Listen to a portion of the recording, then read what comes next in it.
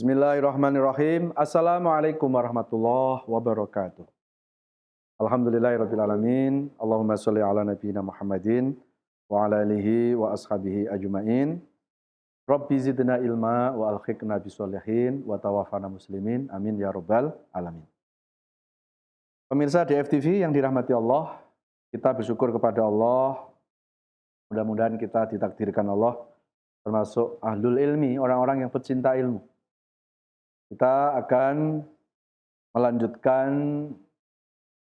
kajian hadis Arba'in Nawawiyah. Kali ini kita sampai di hadis ke-37.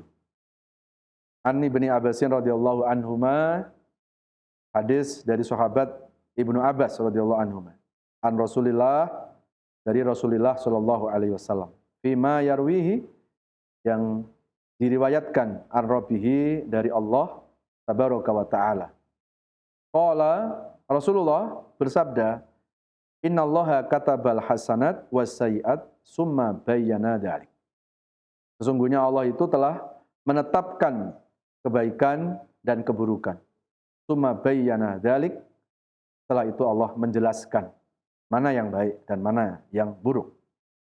Nah, jadi ketetapan baik dan buruk itu bukan ketetapan dari manusia. Tapi ketetapan baik dan buruk itu ketetapan dari Allah Subhanahu wa taala. Maka sebagai orang yang beriman kepada Allah, kita harus sam'an wa ta'atan. Kita harus mengikuti apa yang telah ditetapkan oleh Allah. At-Taubah surat 9 ayat yang ke-51. Qul la yusibana illa ma kataballahu lana wa maulana wa 'alallahi falyatawakkalul mu'min.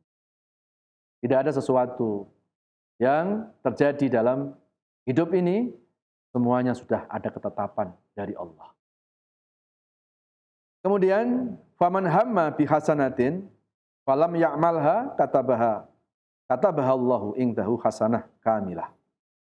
Barang siapa yang berniat untuk melakukan kebaikan, falam ya'malha, ternyata tidak bisa mengamalkan kebaikan itu, tidak bisa berbuat kebaikan itu, hanya baru niat saja, katabahallahu indahu hasanatan kamilatan.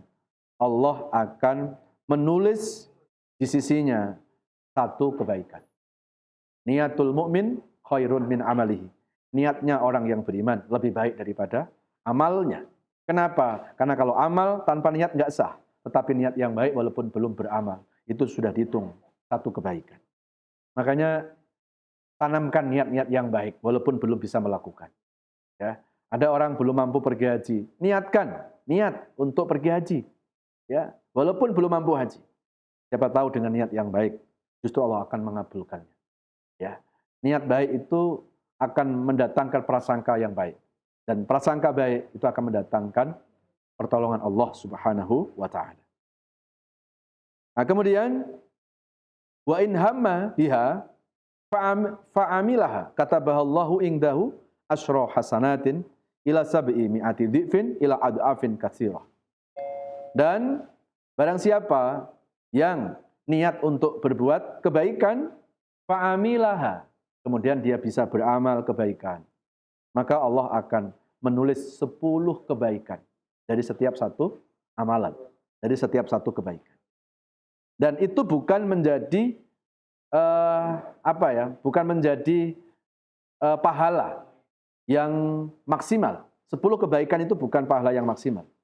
Tapi Allah masih punya pahala yang lebih dari itu. Ila sab'i mi'ati dhi'fin, sampai dilipat gandakan 700 kebaikan. Ila ad'afin katsirah, sampai pada lipatan-lipatan yang hanya Allah yang tahu. Nah, artinya apa? Pahala itu tidak hanya dilihat dari amalnya, tapi pahala juga akan dilihat dari tingkat pengorbanannya, dari tingkat kesulitannya. Contoh ya, ada orang bersedekah. Yang satu sedekahnya 1 juta. Kenapa 1 juta? Karena 1 bulan penghasilannya 100 juta. Tapi satu orang lagi bersedekah 5.000 rupiah. Kenapa? Karena penghasilan sehari cuma 50.000. Maka di hadapan Allah, kira-kira mana yang lebih dilipat gandakan pahala oleh Allah? Ternyata Allah tidak hanya melihat amalnya dari jumlahnya, tetapi Allah melihat dari tingkat pengorbanan, dari tingkat kesulitan. Uang 1 juta buat orang yang kaya, yaitu biasa kan? Karena apa? Karena penghasilannya besar. Tetapi Rp5.000 buat orang yang sehari penghasilannya Rp50.000, itu terasa besar Rp5.000. Maka ketika ada orang mengeluarkan uang 5.000, padahal penghasilannya cuma 50.000 dalam sehari, maka 5.000 yang dikeluarkan oleh orang itu jauh lebih besar pahalanya daripada 1 juta yang dikeluarkan oleh orang kaya itu. Kenapa? Karena Allah nggak melihat jumlah, tapi Allah melihat dari tingkat pengorbanan, tingkat kesulitan. Itu yang disebut dalam usul fikih as-sawabu qadru ta'ab. Pahala itu tergantung tingkat kesulitan. Pahala itu tergantung tingkat pengorbanan. Kenapa seorang ibu di dalam ajaran agama Islam itu diberikan 3 level oleh Allah ketimbang seorang bapak? Toh sama-sama orang tua sebetulnya kan? Yang membuat seorang ibu itu mendapat apresiasi dari Allah karena tingkat pengorbanan dan tingkat kesulitan. Ada bapak jadi polisi, ibu bisa jadi polisi. Ada bapak jadi direktur, ada ibu jadi direktur.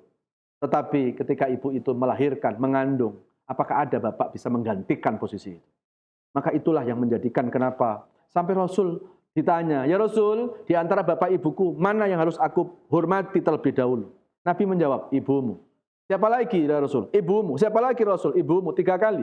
Setelah itu baru bapakmu. Kenapa ibu 3 kali? Ada 3 tahapan yang nggak bisa diganti peran oleh seorang bapak. Apa 3 tahapan itu? Mengandung, melahirkan, dan menyusui. Nah, tingkat kesulitan itu akan mendatangkan nilai di hadapan Allah Subhanahu wa Ta'ala. Kenapa sholat subuh lebih besar pahalanya daripada sholat duhur? Subuh cuma 2 rakaat, sementara duhur 4 rakaat.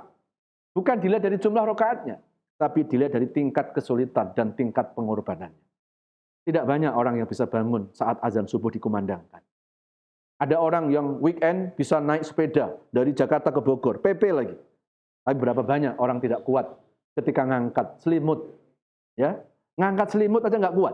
Kapan itu? Ketika dengar azan subuh. Sebetulnya bukan selimutnya yang berat, tetapi karena ada pahala yang berat di dalam sholat subuh itu. Jamaah sekalian yang dirahmati Allah Subhanahu wa Ta'ala. Maka jangan pernah kita takut dengan rintangan, dengan pengorbanan-pengorbanan dalam berbuat kebaikan. Jadi kalau kita berbuat baik, ini rintangannya besar, rintangannya berat, pahalanya juga berat gitu. Ya, kalau ada orang berbuat kebaikan, kok rintangannya kecil, ya pahalanya kecil nanti. Makanya ujian itu akan diukur dari tingkat kualitas keimanan seseorang. Kenapa orang yang baik malah ujiannya berat? Ya, karena Allah tahu, ya, Allah kepingin tahu kualitas kebaikannya sampai sejauh mana. Kalau ada orang diuji dengan ujian yang berat, mungkin imannya kelas berat. Kalau ada orang diuji dengan biasa-biasa, mungkin kelas imannya juga kelasnya biasa-biasa. Jamaah sekalian dirahmati Allah Subhanahu wa Ta'ala. Ini sesuai dengan Al-Quran, surat Al-An'am, surat ke-6 ayat 160 itu. A'udzubillahi minasyaitonirrajim.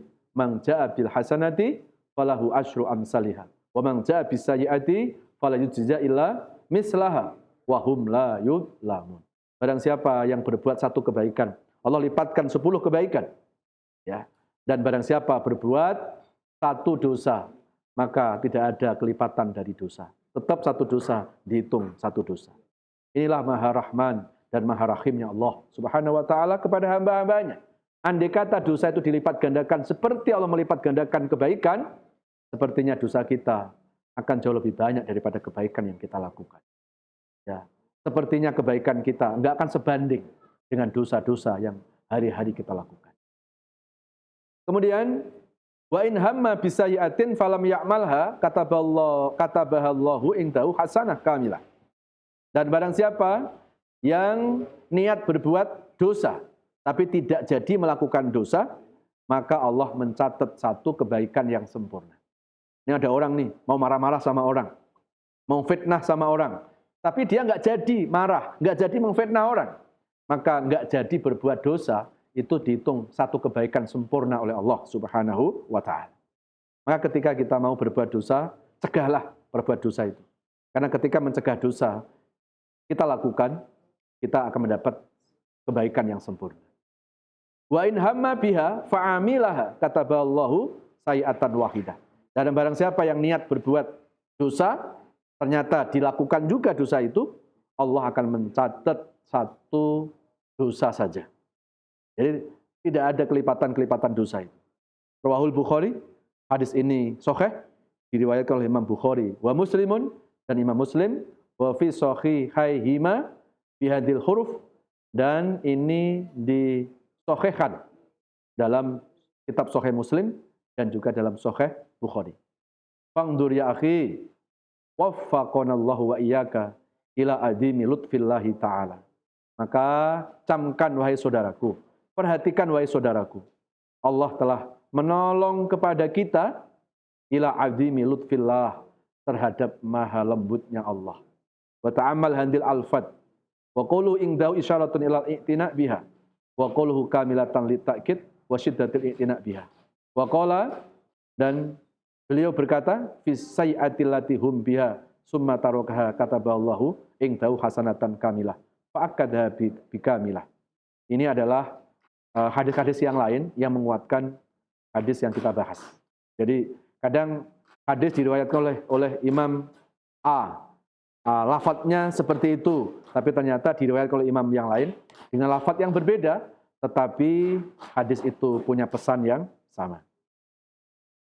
Nah, mudah-mudahan kajian yang kita lakukan pada hari ini mudah-mudahan menjadi ilmu buat kita, dan kita menjadi orang yang selalu berusaha untuk memperbaiki diri, dan mudah-mudahan Allah Subhanahu wa taala menjadikan kita hamba-hamba yang selalu berusaha untuk mendekatkan diri kepadanya.